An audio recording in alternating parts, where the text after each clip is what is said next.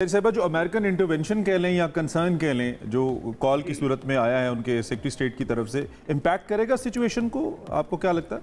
देखिए, अमेरिका के तो बहुत ताल्लुकात हैं और बहुत सारे रवाबित और पार्टनरशिप है वहाँ तो हिंदुस्तान में।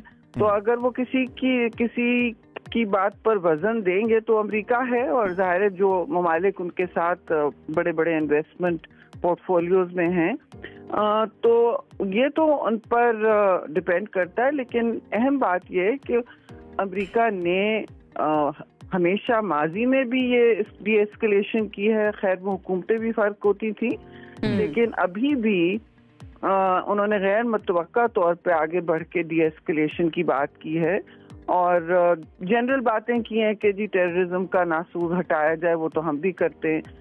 तो आई थिंक ये एक मुस्बत बात है और अमेरिका को हिंदुस्तान को सोचना चाहिए कि वो फिर अकेले रह जाएंगे। सब ये बात कह रहे हैं। मैं आपको वसूख से और कॉन्फिडेंस से और आपके इत्मीनान क्लियर कर सकता हूं कि पाक फ़ज़ाइया द हाईएस्ट पॉसिबल अलर्ट पर है।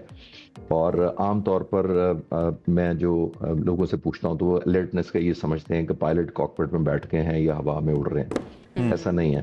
पाक फ़ज़ाइया की अलर्टनेस होलसम होती है। इसमें फाइटर जहाज सिर्फ नहीं होते, इसमें वैल्यू एडिशन करने वाले यानी फोर्स मल्टीप्लायर्स होते हैं। इसके अंदर रेडार्स होते हैं, एयरबोर्न अर्ली वार्निंग होती है, जैमर्स होते हैं, A2A रिफ्यूलर होते हैं, और सबसे बड़े बढ़कर एयर डिफेंस वेपन्स भी पाकिस्तान के तूल अर्ज में नॉर्थ से लेकर साउथ तक डिप्लॉय किए जाते हैं ताकि टाइमली रिएक्ट कर सकें।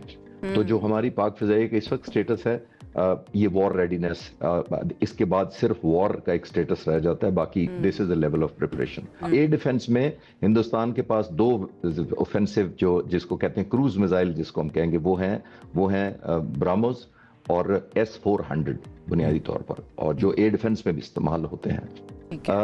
इसकी पहले हमारे पास काबिलियत नहीं थी, लेकिन पाक फ़ज़ाइया ने टाइमली फैसला करते हुए और मौजूदा क़यादत ने खास तौर पर एयरफोर्स चीफ को क्रेडिट दूंगा कि उन्होंने फोर्सी किया कि हमें ये ऐसे वेपन्स चाहिए। तो हमने HQ-9B चाइना से रिसेंटली 8 महीने पहले ना सिर्फ खरीदा बल्कि उसको fully day and night operationalize किया पूरे मुल्क में। तो इसकी रेंज उससे ज्यादा है, इसकी इफेक्टिवनेस, और इसमें एंटी जैमिंग ऑप्शंस हैं जिसको रेजिस्ट करना या रोकना, इसको डिस्ट्रॉय करना वहां में बहुत मुश्किल होता है। तो ये हमारा एक एज है इस वक्त। मैं डिफेंस के पॉइंट ऑफ व्यू से आपको अर्ज करता चलूं, एक तो ये है, और दूसरा जो डिफेंस का है वो सेल्फ डिफेंस तो नहीं है, वो ऑफेंस है।